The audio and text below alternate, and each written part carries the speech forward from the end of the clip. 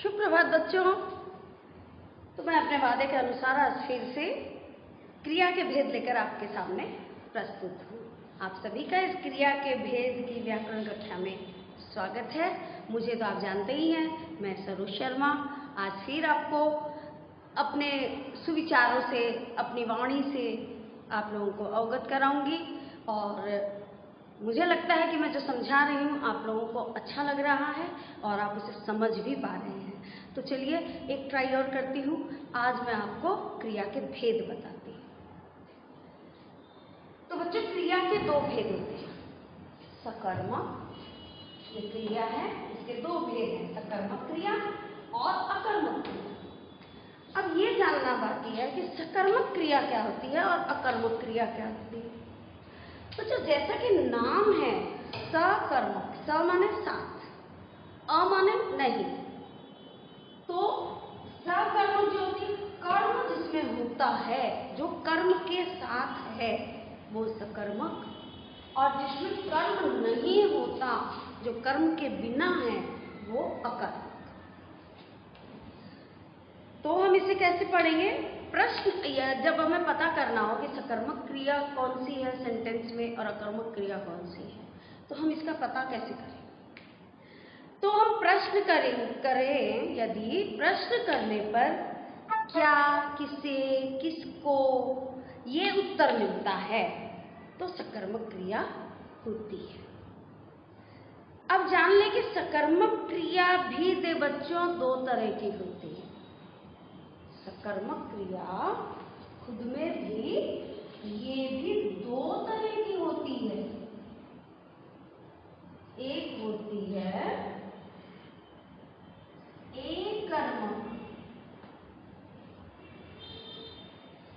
एकर्मक,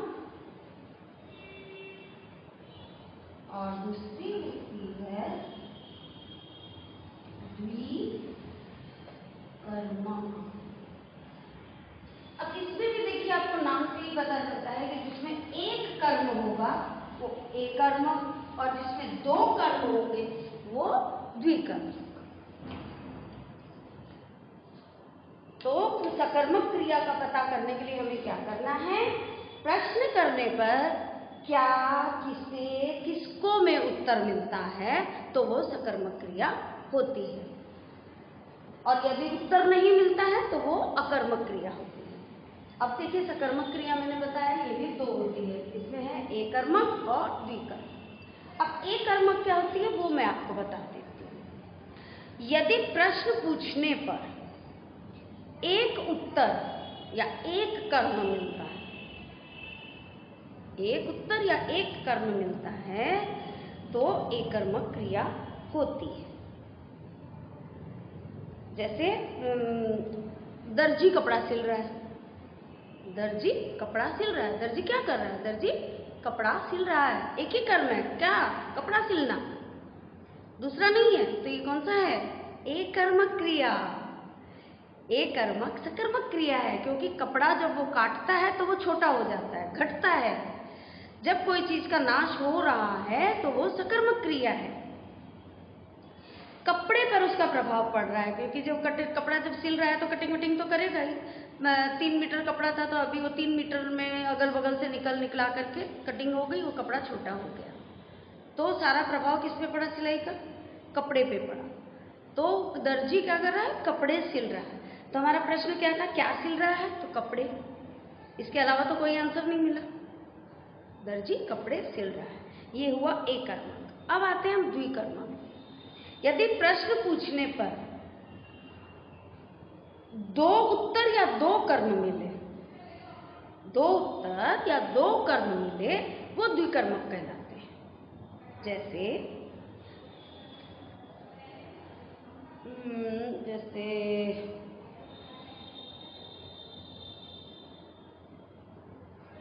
जैसे आया कि माताजी ने दुकान से सब्जी खरीदी। माताजी ने, किसने खरीदी? माताजी ने। क्या खरीदी? सब्जी खरीदी। किससे खरीदी? दुकान से खरीदी। कितने प्रश्न आ गए इसमें? इसमें कर्म दो से दो आ गए, तो ये क्या हुआ? ये द्विकर्मक हुआ, क्योंकि हम प्रश्न करते हैं क्या खरीदी तो उत्तर मिलता है सब्जी। अच्छा, जब भी ऐसे दो कर्म आते हैं तो उसमें एक सजीव कर्म होगा और एक निर्जीव कर्म होगा। तो अब से कि माता जी ने दुकानदार से सब्जी खरीदी, माता जी ने क्या खरीदी? सब्जी। सब्जी क्या है? निर्जीव। किससे खरीदी? दुकानदार से। दुकानदार क्या है? सजीव। जब भी दो कर्म होंगे उसमें एक सजीव और एक निर्जीव जरूर होता है। अब इसमें क्या है कि माता जी पे कोई प्रभाव नहीं पड़ा, तो ये हुई अकर्मक क्रिया। द्विकर्मक, ये हुई द्विकर्मक क्रिया। अब आते हैं हम अकर्मक क्रिया पे। प्रश्न करने पर यदि उत्तर नहीं मिलता है तथा प्रभाव कर्ता पर पड़े तो वहां अकर्मक क्रिया होती है। जैसे राहुल रोता है। अब राहुल रोता है, दिन भर रोता है, रात भर रोता है, सुबह रोता है, शाम में रोता है। जब भी रोता है तो रोने का प्रभाव राहुल पर ही पड़ता है, किसी दूसरे पर नहीं पड़ता। तो इसका मतलब ये अकर्मक क्रिया है, इसमें कोई कर्म है ही नहीं। अब दूसरा आता है राधा घूम रही है। अब ये बताइए तो ये कौन सा है? अकर्मक है या सकर्मक है? तो प्रश्न क्या आता है? क्या घूम रही है? उत्तर मिलता है राधा। राधा में तो वो राधा क्या है? वो तो करता है, कर्म तो नहीं। यदि वाक्य में क्रिया से पहले क्या लगाकर प्रश्न करने से कल्पना के आधार पर उत्तर निकल जाता है तो क्रिया जन्म से ही सकर्मक होती है। जब हम क्रिया से क्या लगाकर प्रश्न करते हैं और उत्तर मिल जाता है, यानी वो वाक्य तो सकर्मक है ही, जन्मजात सकर्मक है। और यदि उत्तर नहीं निकलता है तो अकर्मक है। अब देखिए उदाहरण, राहुल घूम रहा है। बताइए राहुल कौन है? राहुल करता है। घूमना करता ही कर रहा है, किसी और में तो प्रभाव पड़ नहीं रहा है। राहुल दिन भर घूमे, रात भर घूमे, सुबह घूमे, शाम घूमे, जब भी घूमे राहुल को ही घूमना है। तो ये कौन सी क्रिया है? इसमें तो कोई कर्म है ही नहीं, इसमें तो सिर्फ करता है। तो ये हुई अकर्मक क्रिया। अब हम बोलते हैं लालू ने चारा खाया। लालू ने चारा खाया। अब आप इसमें देखिए क्या खाया? चारा खाया। अब चारा क्या है? उसको खाते खाते क्या हुआ कि वो कम हो गया, उस चीज का क्षय हो गया, उसकी समाप्ति होने लगी। यानी कर्म था, कर्म है उसमें, वो कर्म का नाश होते जा रहा है। चारा को जब खा रहे हैं तो वो खत्म होते जा रहा है। तो ये कौन सी क्रिया हो? इसमें तो प्रभाव किस पे पड़ रहा है? कर्म पे पड़ रहा है, कर्ता पे तो नहीं पड़ रहा। लालू ने चारा तो ले लिया, अब उसे खा रहा है। तो समाप्त लालू नहीं, समाप्त क्या हो रहा है? समाप्त चारा हो रहा है। तो ये क्या हुई? ये सकर्मक क्रिया। अब है कि जंगली हाथी भाग गया। अब यहाँ बच्चे कंफ्यूज कर जाते हैं, जैसे जंगली आ गया आगे तो ये जरूर सकर्मक क्रिया होगी। नहीं, कर्ता का नाम ही है वो जंगली हाथी है, कॉमन हाथी नहीं है, वो जंगली हाथी है। जंगली हाथी भाग गया। भागा तो हाथी भागा और किसी का तो कुछ नहीं गया। तो ये कौन सी थी? ये अकर्मक क्रिया ही है। कुत्ता हड्डी चबाता है। तब कुत्ता हड्डी चबाता है तो हड्डी चबाते चबाते क्या होती है? उसका नाश होता है, वो समाप्त होती है। इसमें प्रभाव, कर्ता का प्रभाव किस पे पड़ रहा है? हड्डी पर। हड्डी क्या है? कर्म।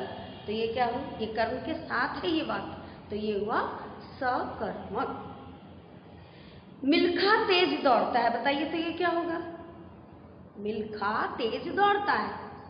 मिल्खा कौन है? कर्ता। अब वो तेज दौड़ता है, ये सकर्मक है कि अकर्मक?